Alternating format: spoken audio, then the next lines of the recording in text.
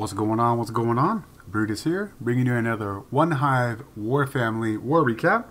I'm sitting over here at on my Town Hall 10, over at OneHive Prime, where we had a range war with OneHive Invicta over the weekend, immediately following Genesis War. We came away with the victory 85 to 82. Even though the total destruction did favor OneHive Invicta to 90 by 0.5% or half a percent. The breakdown for this was 4 and I believe it was 4 and 11. 4-11 in fill. And what OneHive Invicta was able to do for against us, and this was a really good war. They doubled the top 11s and had a higher percent than us. They had some really tough 11s, and they did a great job on ours with 64 down there.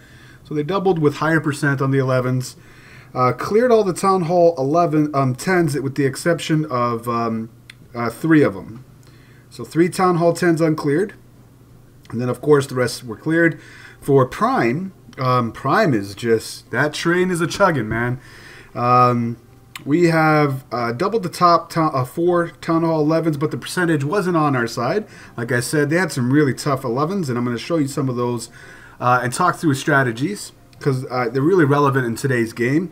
And that Town Hall 11 base meta is just evolving, becoming a lot harder. We were able to clear all the Town Hall 10s with the exception of 1. For Town Hall 10 V10s this war, only 1 for each side, both Prime and Invicta. And although we did have a close call, I was one of them, from a really great plan being built upon from the last attacker. So let's take a look at what that looked like. Really, for me, the story of the game was the 11 game. OneHive Prime with perfect on their dips, 8 for 8. And if we get our scroll on down here, you can take a look at the 10 on 10 game. Wasn't as fruitful as you would like. And then for the defensive side of it, 3, basically 3, 6, 8, 9 attacks there to get rid of the 11s. And then for Invicta, well, Prime trying to do the same.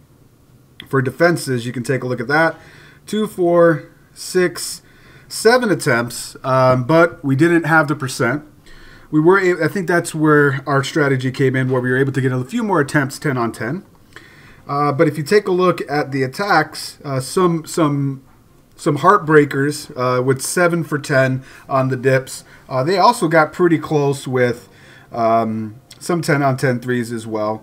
You got so let's take a look at what that is. Let's start at the top. And let's go with number 1. I want to start with Gionni's 2 ways to basically get that double on a Town Hall 11 in today's game, as the base building is starting to shift a little bit.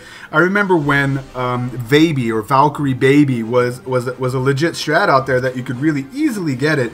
That's a lot harder to do now. So here's one where you're able to just basically put down a golem and 5 bowlers and a rage each side. So that's a total of 120 troop space for 2 golems and 10 bowlers and 2 spell counts of the rage to make such a huge funnel. Huge funnel. Sorry. Then sends in the rest of his kill squad here. And because of the time of that volley, and you have another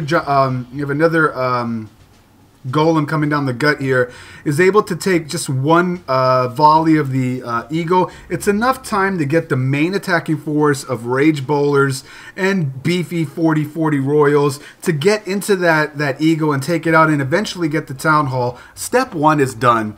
So now you're left with that percent game, and it's really hard to get at this point, especially if you forget and you attack from the wrong side and you leave the eagle up.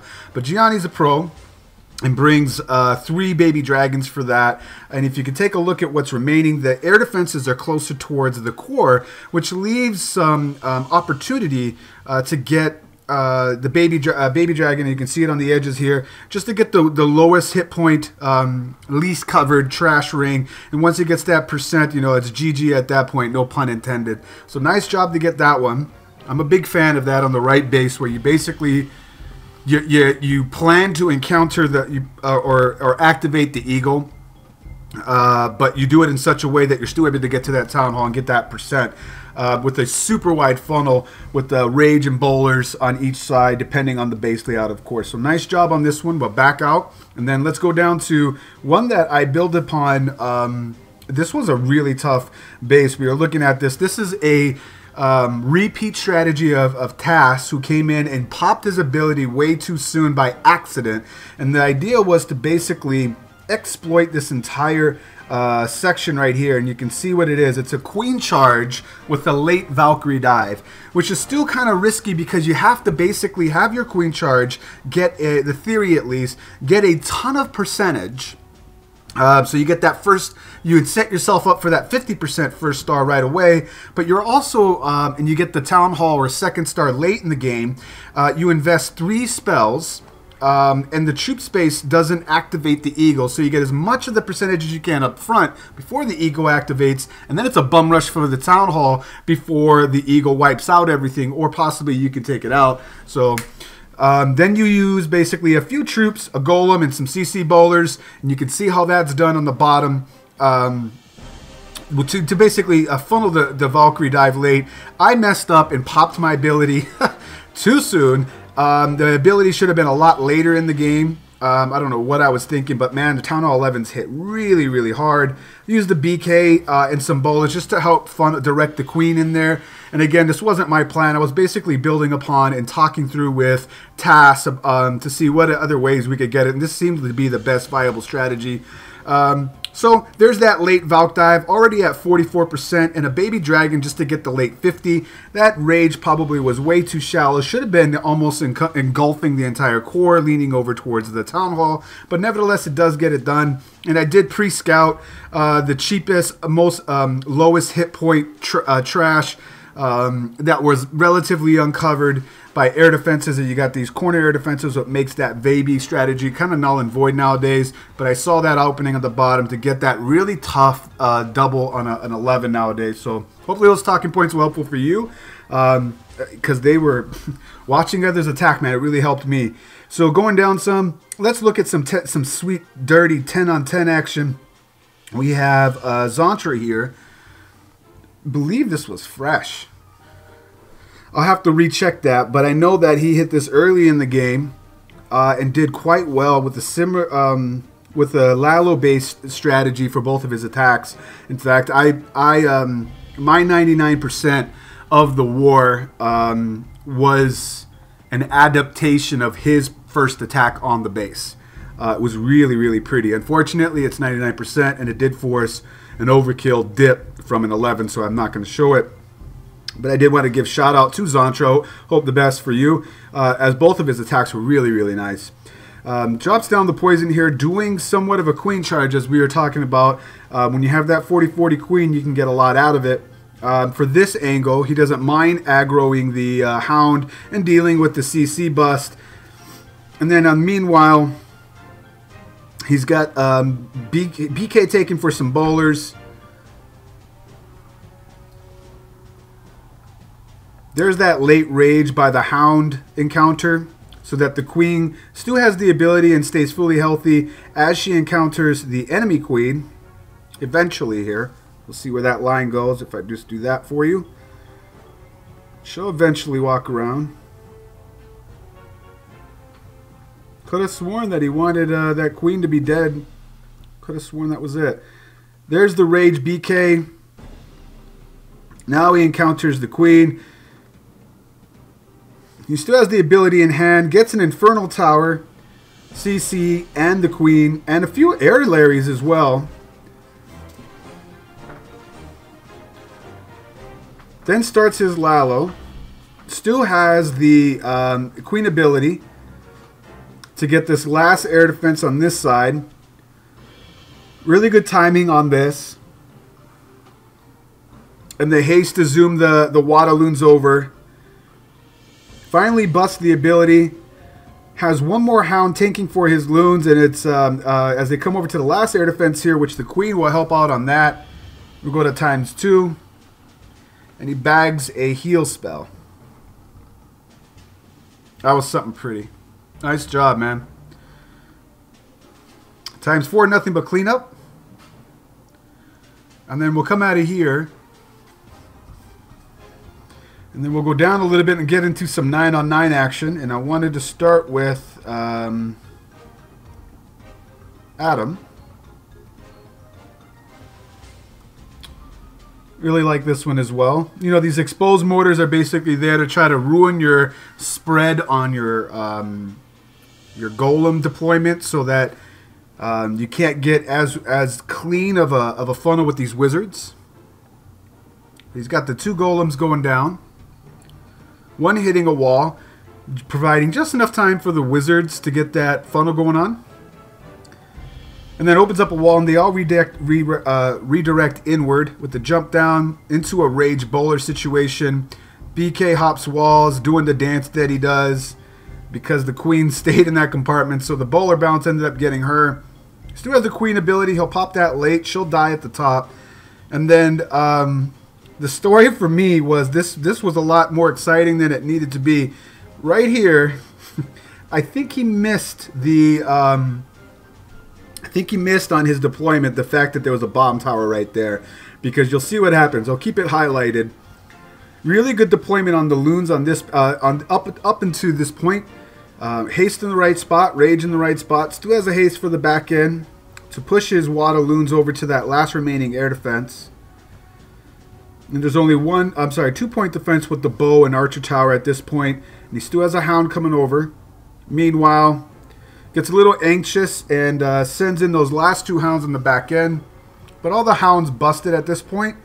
But look, if I zoom out, you still have a bomb tower back there. So I really like that he had his minion doing work on the high hit point storages on the bottom. Unless this is part of design, but I don't know, man. I would not have seen that as part of the design. I think he got nervous with that air defense stew being up and his hound popping, so he sent the loons to make sure from the back end with the haste to get that. But they had to traverse clear back across the base to get the bomb tower, and that's actually where some high hit point storages are. But then he gets trolled by the BK a little bit, and that's just basically time. Meanwhile, he doesn't have too many cleanup troops in the core, but he has just enough that they're there to work on spread out structures that they're able to save him some time in the long run. Meanwhile, this BK is like doing Allen Iverson on him and doing the crossover like, psych, psych. Finally, he goes down. I had to put it on when I saw that. That BK was like, nah, no soup for you. But Adam is hungry, so he's definitely going to get that soup. Soup for Adam. Nice job, man. And then after this, we will take a look at one more raid and then call it a video. We'll go down just a little bit to, I hope I pronounced this correctly, Lack.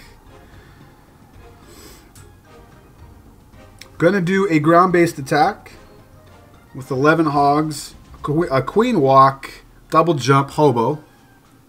And the angle that he took for this was really nice.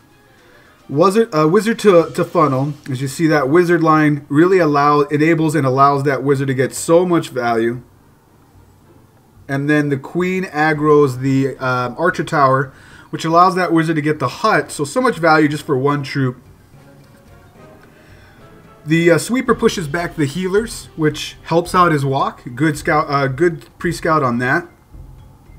And there's nothing really shooting at her, so that half second that the healing stops before the healers get back onto the queen doesn't really affect it all.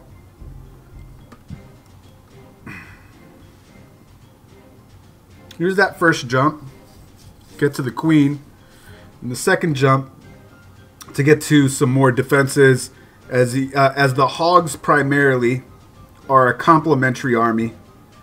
Complement to this army, I should say.